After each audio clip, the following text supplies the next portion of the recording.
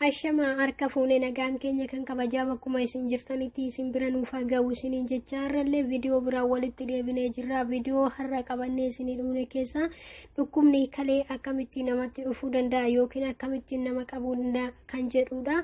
Isinillee hanga xumuraatitti akka nu waliin turtan abdii qabna. Akkasuma hiriyoota keessaniif laayikii fi sheer gochuudhaan biraan nu ga'a.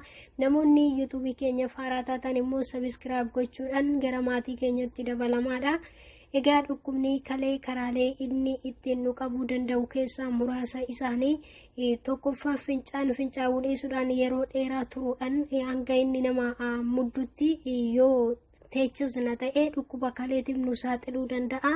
Lammaffaa bishaan sirriitti dhuguu dhiisuudhaan sadaffaan nyaata soogiddi itti baay'ate sirriitti soorachuudhaan dhukkubni kalee nu qabuu danda'a.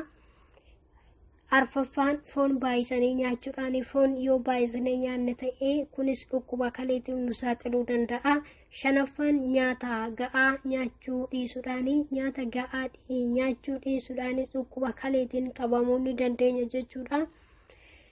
Jaaffaan qoricha dhukkuba namatti fursiisaa jedhamu fakkeenyaaf kanneen akka kiniinii mataa namoonni baay'inaan yoo fayyadaman dhukkuba kaleetiif nu saaxiluu danda'a waan ta'eef kanarree irraa of eeggachuun barbaachisaadha. Torbaffaan yeroo dheeraadhaaf osoo walirraa hin kutin alkoolii dhuguudhaanis dhukkubni kalee nu qabuu danda'a. Salgaffaan boqonnaa gahaa dhabuudhaan yoo jennu namoonni odoo walirraa hin kutin sa'aatii dheeraadhaaf yoo hojjetanii